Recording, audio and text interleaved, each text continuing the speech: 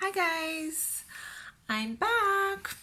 Okay, so I can talk a little bit louder because I'm in a room far away from where the girls are sleeping. So let me just, no, I can't put this down. Okay, so in this video, I wanted to focus on you ladies out there who have just experienced a miscarriage and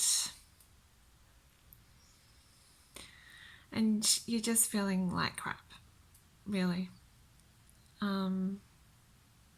Yeah, I really feel for you guys because I know what it's like to have a miscarriage, and it's really horrible pain because you feel like you've been trying to get pregnant.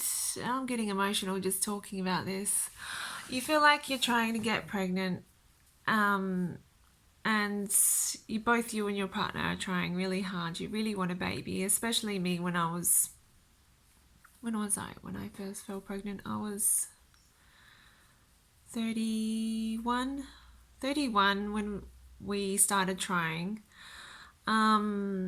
And yeah, to find out after a year and a half of trying that, you finally get that positive after spending hundreds, and hundreds of dollars on pregnancy tests.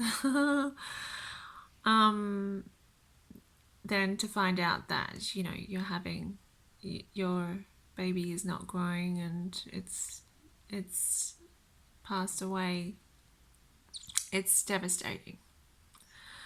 So my heart goes out to all of you women out there who have experienced a miscarriage, or you're going through a miscarriage now. Yeah, my love goes out to you. Okay. But I'm here to give you hope that it can turn around. Okay. You just need to just shift your mind to believe it. So, a little bit about me for those of you who don't know and you've just clicked on my channel and you haven't watched my previous videos. I had a miscarriage when I was 32.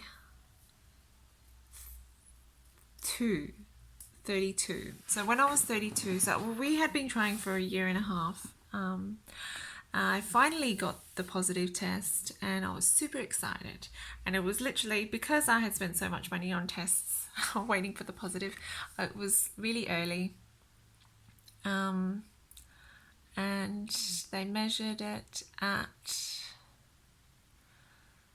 6 weeks. 6 weeks. And because I was having some spotting, I went in to get a scan, and I had a transvaginal scan where they stick it up your vagina and get a really good look as to what's happening in there. And so everything appeared normal, but they told me to go back in like a couple of weeks just to check that everything was going smoothly. And when I went, so I had a little bit of light spotting, but like nothing really too much to be concerned about, because it was brown spotting and it was really light. But after the transvaginal scan, the spotting turned into a lot of blood. Constant red blood was coming out, and I was freaking out. And so a couple of weeks, or it was either 2 to 3 weeks, so I kept having this blood come like just, it was spotting blood, but it was red, and it was a bit more than before. I went back to get a scan, and it had grown. The sac had grown to 8. It was like an 8.5 week sac, but it was empty. So they said it was a blighted ovum, and I was devastated. Now, I'm not saying that the transvaginal scan caused it, because by all means I cannot say that. But, when you have a miscarriage, you go through all these emotions and you just wonder, what did I do? Maybe the transvaginal scan, maybe because, the blood happened afterwards. Was it that? But yeah, all these thoughts were going through my head, wondering what I did wrong. Was it the transvaginal scan, or was it my hormones? Because I knew my hormones were out of whack. And I wasn't really actively doing anything about my hormones at that stage. So yeah, it was devastating, because then when the actual miscarriage happened, I woke up at 3 o'clock in the morning and I was in immense pain, and yeah, the ambulance came, and I had to get taken to the hospital, and they took this, the doctor put this clampy thing inside and opened me up and took this massive ball of fetus and blood and out of me, and yeah, it was pretty horrendous. And the fact I was in the maternity ward hearing beautiful babies crying, yeah, it just made me super emotional.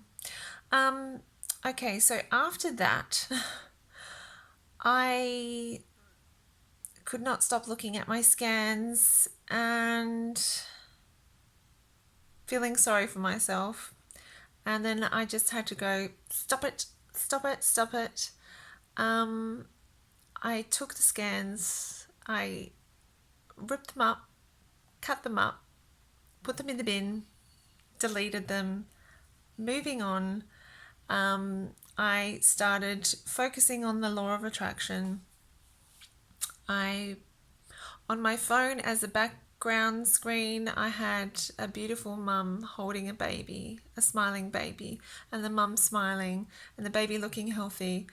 And I had that in the background of my phone to attract a baby. And I also had a picture next to my bedside table.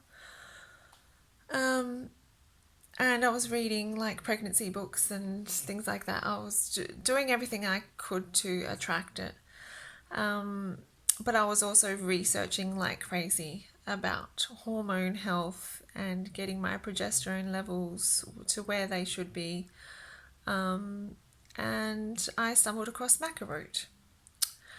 And the other thing was that the prenatal vitamin I was taking in the pregnancy that resulted in a miscarriage, I did stacks of research on that, and they were artificial ingredients, synthetic ingredients, and I stumbled across whole food vitamins. So I got into whole food prenatal vitamins, and I myself took the Garden of Life prenatal vitamin, which was like all raw vegetables and fruits and things like that.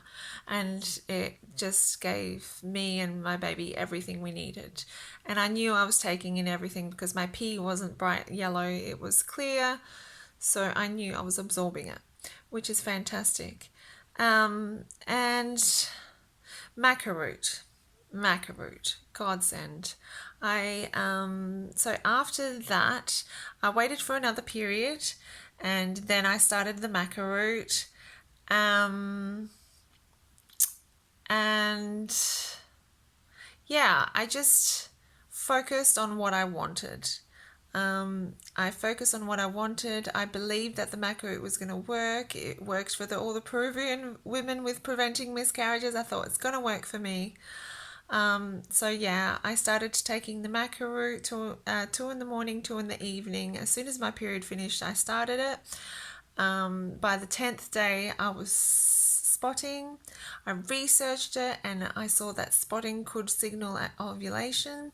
I did the ovulation test. I was ovulating. We did the deed, 3 days, or not over the period of 3 days, you know what I mean? Like, yeah, once or twice a day for 3 days. And I fell pregnant and I was nervous, super nervous. But I believed that the macaroon was going to help me, and it did. So I continued to take the macaroon and I held the pregnancy. And because I was a little bit paranoid with the transvaginal, I chose not to do the transvaginal scan. Because I did start spotting again, just like I did with my first pregnancy, and I freaked out and I was crying and I thought, great, it's happening again. It's not working. But when I went for the scan at 6 weeks again, I told them I didn't want the transvaginal. I just wanted them to check up the top, and they said it wasn't going to be as clear. And I'm like, no, because I wanted to ease my mind, even though there's probably a high percentage it would have been fine. I preferred just to ease my mind and just do it from the outside because I know it's radiation, and I just preferred not to. So yeah, they checked it from the outside, and at 6.5 weeks, like, it had a heartbeat already. And I was beside myself. I'm like, oh my gosh, there's a little bean in there, and seeing a little bean. So yeah, I really want you guys to get those feelings. So like, I'm not advising that you do exactly what I've done, but I just love sharing my story because it's my story and it works for me. And if it works for someone else, great. But at the end of the day, it's, it's your choice what you do. But I love sharing my success story to possibly help someone else. So love to you all, and I'll speak to you soon. Bye.